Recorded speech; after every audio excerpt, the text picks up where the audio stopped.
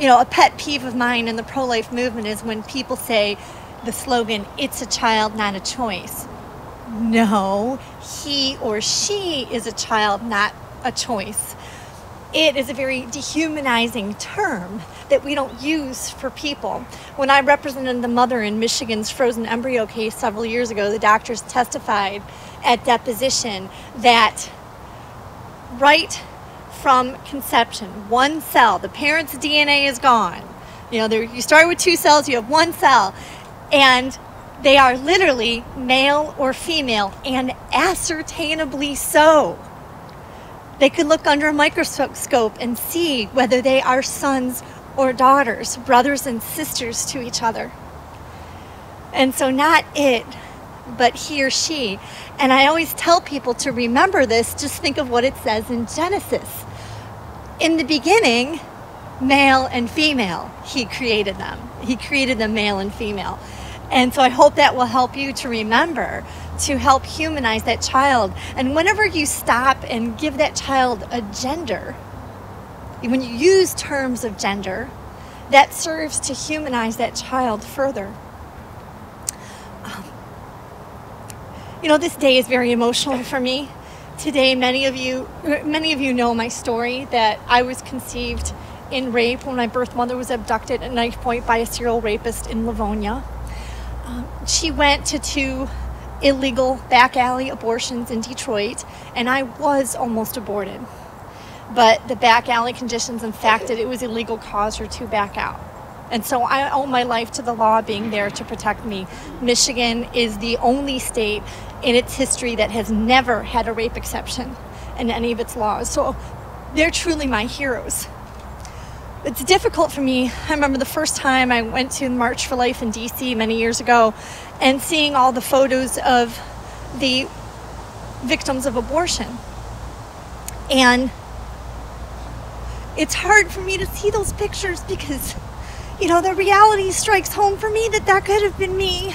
That could have been my demise. Like that, this isn't just some nameless, faceless stranger, but I can truly place myself in that photo. I love when I read Monica's book because she shared that same kind of personalization. And when she talked about, who will remember them? Who will remember these children? And how significant it is to have a mass for them as, the last grace. Tomorrow marks 14 days from the day that my daughter Cassie died. She was our second adopted child. She was born with a very serious genetic disorder. And most of the babies who had what she had were aborted. And let me tell you, it was an honor to take care of her. Definitely had the sense that it was one of the most important things I'd ever done in my life. She died in our arms at 33 days old. And when we went to the funeral home, like many funeral homes, they don't charge for the funeral of a baby. They said 90 years earlier, when one of their first calls was a woman who lost her baby in utero.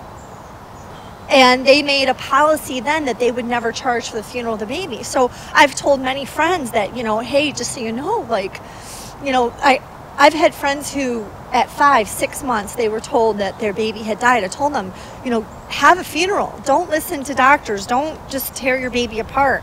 Deliver your baby, and you can have a funeral. You can have a place to go.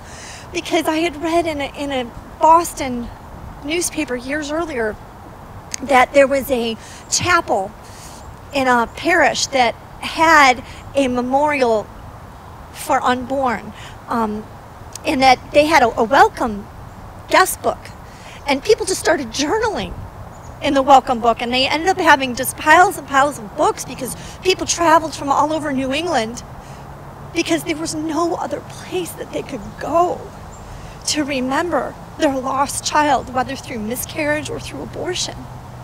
And so it's so significant to have a place like this. I had heard about Holy Sepulchre years ago, and so when I was at the funeral home arranging for the headstone for my daughter Cassie, we purchased an additional plot and ordered an additional headstone as a memorial for unborn children for our area up in Rochester Hills. Because, this was the closest place all the way in Southfield. And then we got a call a couple weeks later that said that we weren't allowed to do it because there was a law in Rochester that you can't have a headstone where there's not a body. Well, then I find out over the years that what a problem it is for many who miscarry, because there's certain hospitals that don't even agree to have a birth certificate. And without a birth certificate, you cannot have a death certificate. And without a death certificate, you can't have a burial, and you can't have a headstone, and you can't have a place to grieve. I remember thinking that as a believer, I never understood why people would go to visit graves. But then when I lost my daughter, Cassie, I realized that, it was a special place set apart where you could go to remember her life. Because if I grieved in her bedroom, I wouldn't be able to move on. I have 7 children. I have 5 children. I have 3 in heaven. We have 5 in our home and 3 in heaven. And, but we've had 5 babies in that room. And, if I did all of my grieving there, it would be very difficult to function. And so, a place like this is a special place that's set apart to remember them, to take time to reflect upon their lives. And so it's very emotional for me to come here. Like Monica wrote in her book about, remembering them. Who will remember them? This is a loss. There are people who, say to me, no, God really meant for you to be here, but I know that God intends for every unborn child to be given that same opportunity. And I feel like my life was spared for a purpose. And I know that my life matters, but so did theirs. God created them for a purpose. And if all that's left at this point is just to remember them and to honor them and to be driven with the purpose of ending abortion for others, we need to do that. In closing, I always felt that if I could have one prayer as an unborn child from my mother's womb, it would be something like Psalm 59 verses 1 through 4. And please just join me. Deliver me from my enemies, O God. Protect me from those who rise up against me. Deliver me from evildoers and save me from bloodthirsty men. See how they lie in wait for me. Fierce men conspire against me for no offense or sin of mine, O Lord. I have done no wrong, yet they are ready to attack me. Arise to help me. Look on my plight. Amen. Thank you.